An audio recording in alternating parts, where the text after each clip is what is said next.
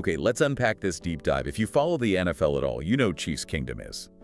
Well, it's dealing with a level of tension right now that has absolutely nothing to do with Patrick Mahomes' knee or the salary cap. Right. It's all about one person, defensive coordinator Steve Spagnuolo. Yeah. Everyone just calls him Spags. Yeah. So our mission for you today is to cut through all the noise, get past the panic, and really distill the facts and the metrics that have suddenly made Spags the single hottest coaching name on the market. And that's the key part. Despite the team having its worst season in a decade, it's a total paradox. The ultimate paradox. And this isn't just speculation. We have to be clear about that. On January 5th, 2026, NFL insider Ian Rappaport confirmed it.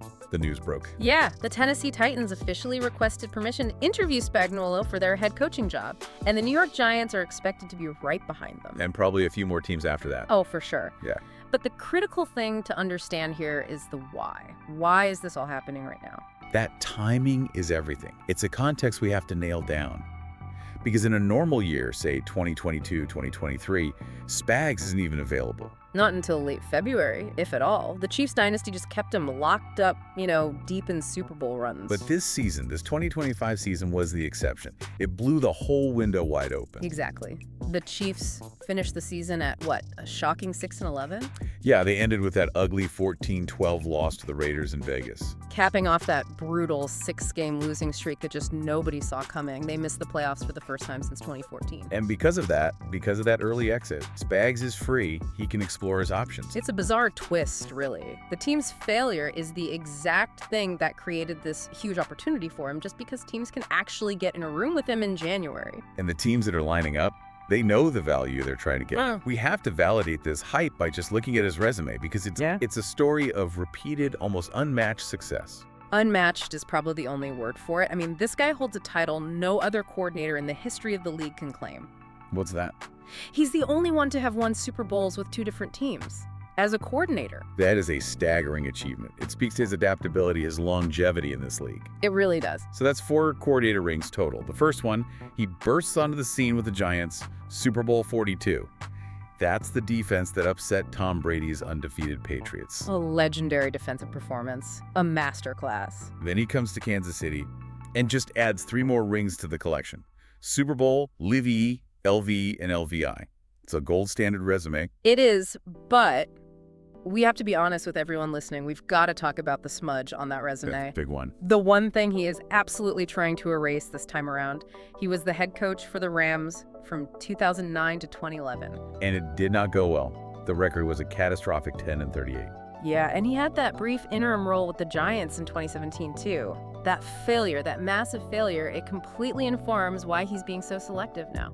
I think we got to stop there for a second, because 10-38, that's a failure by any definition.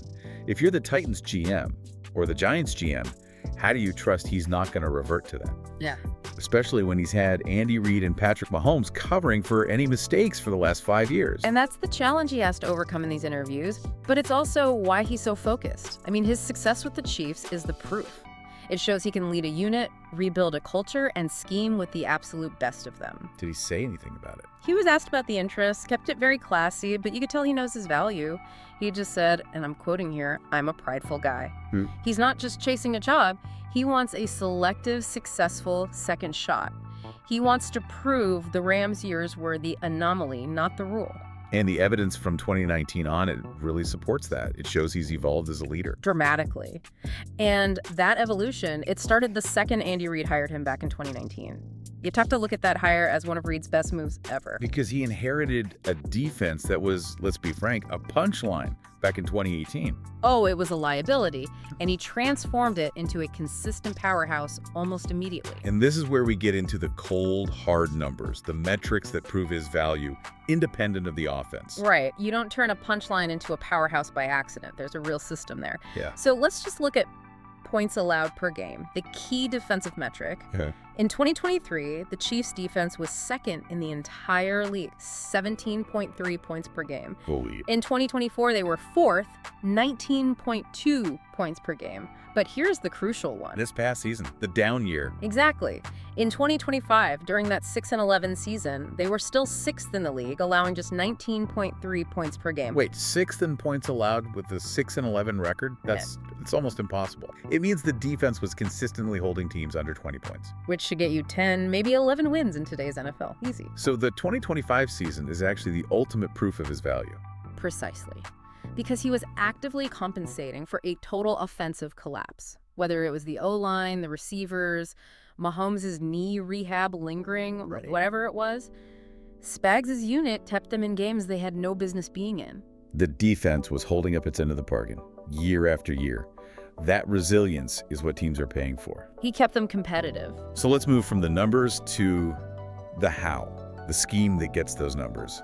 This is not a passive system. Oh, not at all. It's notoriously aggressive. The words you always hear are blitz-heavy and unpredictable. It's that Jim Johnson influence from his time in Philadelphia, right? Deeply influenced by Jim Johnson. He operates like a chess master. I know that's a cliche, but with him, it's actually accurate. He's always thinking a few moves ahead. He's 3 moves ahead.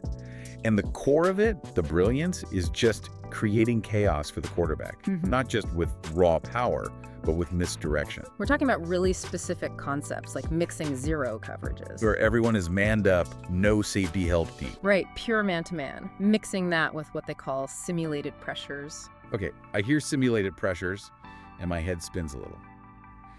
For those of us not breaking down all 22 film, what's the difference between that and just an all-out blitz? And why is it so confusing for a QB? That's the genius of it.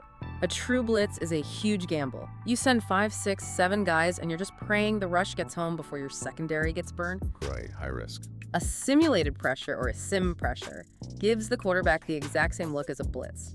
You'll see linebackers creeping up to the line, safeties walking down into the box. It looks like the house is coming. But it's a lie. It's a lie. At the snap, only 4 guys actually rush, the standard number, but the linebackers or safeties who showed blitz, they drop back into coverage right where the quarterback was planning to throw the ball. So the QB has like 2 seconds to figure out who's actually rushing and who's dropping, and if he guesses wrong? He throws it right to a linebacker who wasn't supposed to be there. It's a high-risk, high-reward trap that Spags sets over and over. And what are some of the other concepts he uses? Another one he loves is what they call high-on-block pressures. He specifically attacks the guards and the center. The interior of the line. Why is that so important? Because it collapses the pocket from the middle. It forces the quarterback to move off his spot. He can't step up into a clean pocket. And it disrupts the timing of the whole play. He's not just rushing the QB, he's manipulating the quarterback's entire process. And what's so impressive is that the system elevates talent. It's not just about having stars. No, it's not. I mean, obviously you have Chris Jones anchoring that line, getting double-digit sacks again. He's a monster. But look at the development of other guys. Trent McDuffie. Trent McDuffie has become a legitimate shutdown corner in this aggressive system. Nick Bolton is flying sideline to sideline. It works for the veterans and it develops the young guys. Fast. So if the numbers and the tactics prove his greatness, let's look at who's trying to get him, who knows him best, and why do these teams make so much sense? Yeah, let's start with the Titans. That connection it's incredibly personal. It's not just some random team calling. Right. The Titans' interest is all about trust and institutional knowledge. Their new GM is Mike Borganzi. Who came from Kansas City. Exactly. He was the assistant GM there, working directly with Spags from 2019 all the way through to 2024. So this isn't an outside interview for Borganzi. He knows the guy inside and out, the system, the leadership style, everything. Familiarity breeds trust. That's a huge factor here. And Tennessee is in a perfect spot for a guy like him. They have cap space, a high draft pick, a young roster that needs a culture change. Borganzi knows Spags can walk in on day one and install that discipline. Okay, now contrast that with the Giants. That's the romance story, right? That's the romance story. It's his old stomping grounds. He's already a legend there for that Super Bowl 42 win. He's been back before, was the interim coach. You're hearing reports it might be his ideal situation? I think so. But what makes it ideal right now, besides just the nostalgia? Stability. Yeah. The Giants are a stable, respected franchise. He knows the ownership. And crucially, they have a young quarterback in Jackson Dart who is showing some real promise. So he wouldn't have to start from scratch at the most important position. Exactly. A guy like Spags, on his second chance, he'd probably prefer to have that piece of the puzzle already in place. It just confirms he's being very, very selective here. He's interviewing them as much as they're interviewing him. To really get why rebuilding that defense was so impressive, we should probably rewind a bit, get some context on the Chiefs' defensive legacy. We have to. The Chiefs have defensive greatness in their DNA, but it's been cyclical. You go way back to the AFL days with Hank Stram. Buck Buchanan, Willie Lanier, Hall of Famers. Ferocious units that led them to Super Bowl IV. That was the standard. Hard-nosed physical defense. Then you jump to the 90s, and you've got maybe the greatest Chief ever, Derek Thomas. An absolute sack machine. 126.5 sacks. That's the benchmark for defensive star power in Kansas City. But the modern era, before Spags got there, it was spotty. It lacked that dominant, consistent identity. Which is why what he did shines so brightly. He brought that back.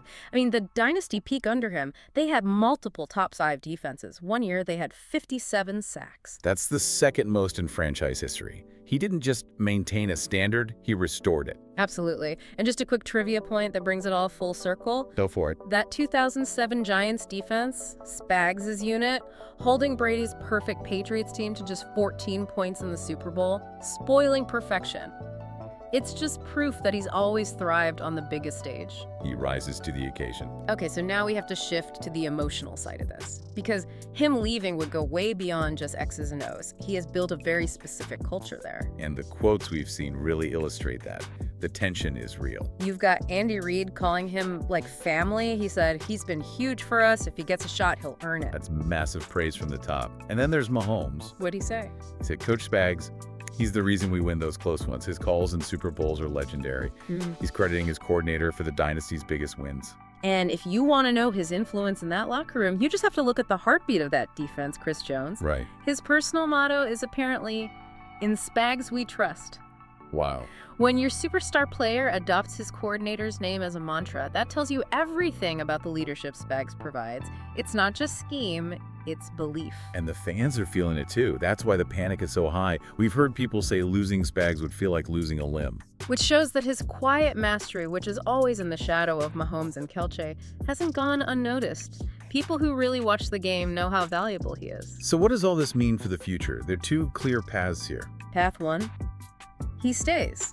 The implication there is huge. It means continuity, and you can probably pencil them in for another top defense in 2026 while the offense retools. But path 2, if he leaves, if he takes that Titans or Giants job, it creates a painful void. A huge void.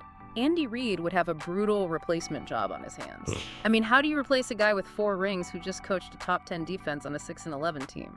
You probably can't, not from the outside. No, Reid would almost certainly promote from within. You hear names like Joe Cullen or Brendan Daly floated. But even then, you're trying to fill the shoes of one of the best defensive minds of his generation. That transition is going to be felt deeply. For sure. And that brings us to the final lingering question for you, the listener. As you process this bombshell, it all comes back to the timing. The paradox. He's getting all this interest after his team missed the playoffs for the first time in a decade. So does that confirm his greatness? Did he do more with less in 2025 than anyone else possibly could have? Was he the only thing holding that team together? Is that what GMs are seeing? Or does it just mean the window is finally open for him because the rest of the organization failed, freeing him up in January? Is a team getting a coordinator who was stifled by his circumstances, or one who just got lucky with the timing of a 6-11 finish? It's a really complex question, but either way, you can see what the league thinks. They're betting the defensive results speak way louder than the team's final record. And whether he stays or he goes, one thing is for certain in Kansas City. They are, and they will remain, Chiefs proud.